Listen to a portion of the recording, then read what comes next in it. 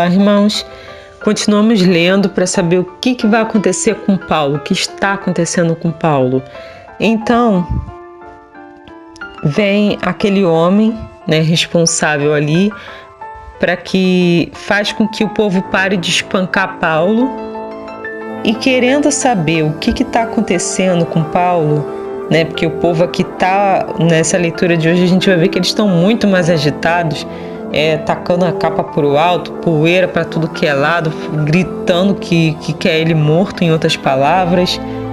E o representante lá, o oficial, o comandante, está perguntando para Paulo, quer saber o que está acontecendo, por que estão com tanto ódio assim dele, querendo a morte dele. Então ele manda prender e açoitar Paulo, sendo que Paulo também tem, como é que se diz, cidadania romana. Ele também é romano, como a gente viu em outro texto. Então ele fala, vem aqui, eu sou um romano, você vai me açoitar? Então aqueles que iam açoitar ele se afastam e perguntam para ele, peraí, você é romano mesmo? Aí, olha só, eu achei até hilário, né? O cara vem, eu acho que é até ironia que ele usou. Respondeu-lhe o comandante, a mim me custou grande soma de dinheiro este título de cidadão. Olha só a firmeza de Paulo. Disse Paulo, pois eu o tenho por direito de nascimento. Tipo, cala a boca, você comprou, mas eu nasci romano. É incrível que você vê que até no meio de uma injustiça é bom pra gente saber se equilibrar e colocar cada coisa no seu lugar. Mesmo no meio da injustiça, de coisas que ele sabia que possivelmente era a mão do próprio Deus falando, olha, eu vou deixar você passar por isso, ou eu quero que você passe por isso.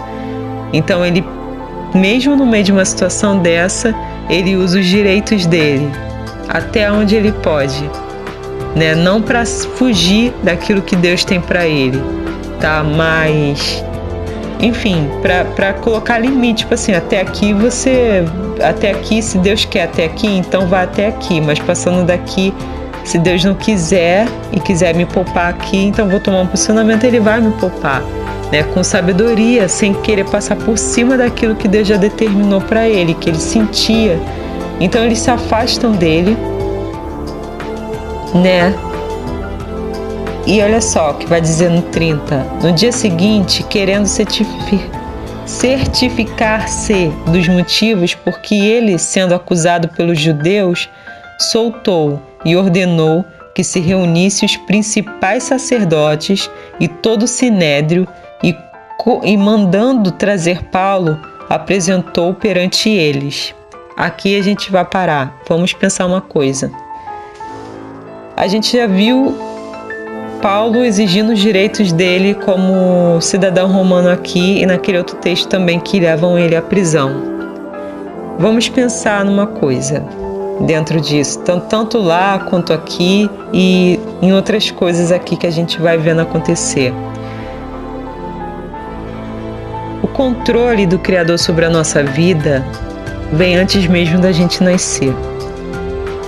A gente não entende tudo ou por que acontecem certas coisas na nossa vida, injustiças e tal, mas uma coisa é certa, ele sabe das coisas e as coisas estão sob o controle dele. A gente vai ver isso acontecendo com Paulo e ver que ele tem a cidadão romana, ou seja, ele é metade judeu e metade romano. Propositalmente. Deus permitiu que ele fosse assim, que ele nascesse judeu e romano propositalmente. Tanto é que você vê que ele prega tanto para gentios quanto para judeus. Ele tem essa liberdade de entrar nas sinagogas, porque ele se circuncidou para respeitar o espaço do povo judeu, não é nem pela salvação. E tem essa abertura, ele tem o conhecimento, porque ele andava no meio do povo judeu, ele aprendeu junto com o povo judeu e tudo mais. E ele estava ali com livre acesso, ele sempre entrava nas sinagogas dias de sábado para ensinar. Por quê? Porque ele era metade judeu. E a gente vê em outras coisas ele sendo beneficiado porque ele era cidadão romano ao mesmo tempo. Irmãos, nada na nossa vida é por acaso. Às vezes a gente reclama do país que a gente nasceu, do bairro que a gente nasceu, das condições que a gente está tendo agora, mas a palavra fala que todas as coisas cooperam para o nosso bem. A gente não entende tudo ou por que algumas coisas acontecem na nossa vida, mas uma coisa é certa: todas essas coisas são usadas para benefício nosso, vendo a gente não, entendendo a gente ou não. Isso vai moldando a gente, vai mudando a gente e pode beneficiar a gente e pode beneficiar a obra de Deus. Então, antes da gente ficar às vezes reclamando, né, porque até Deus é contra a murmuração, mas vamos parar para observar se a gente olhar para a nossa vida, às vezes tem coisas que a gente achava lá atrás que eram incômodo. Teve fases que passaram na nossa vida que de repente a gente pensou, gente, pior fase da minha vida, o que está acontecendo? O que está acontecendo aqui? E de repente a gente olha, né, a gente já está lá na frente, mais maduro, passou por muitos processos já, e a gente fala, gente, a melhor coisa que me aconteceu foi aquilo. Mas enquanto a gente estava lá, a gente não conseguia reconhecer isso, porque doía, porque feria, porque incomodava.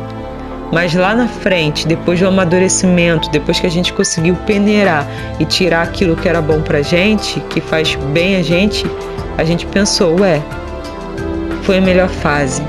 Ainda bem que eu passei por aquilo, ainda bem que eu suportei, ainda bem que eu fiquei, mesmo eu chorando e Deus falando, permanece, permanece, permanece. Então, irmãos, tem coisas que a gente não entende e às vezes a gente não quer aceitar naquele momento.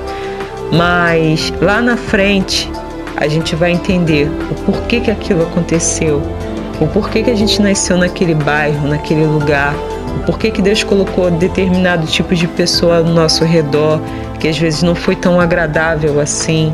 A gente vai entender o porquê lá na frente. Nem tudo a gente entende, eu já acabei de falar, mas às vezes a gente entende sim. Deus deixa a gente entender o porquê lá na frente. Amém? Então vamos tomar cuidado com as coisas que a gente passa agora, para a gente aprender tudo que a gente tem que aprender, por mais que seja doloroso e difícil, para lá na frente a gente falar, entendi, agora eu consigo entender. De uma forma vitoriosa e não de uma forma negativa. Amém?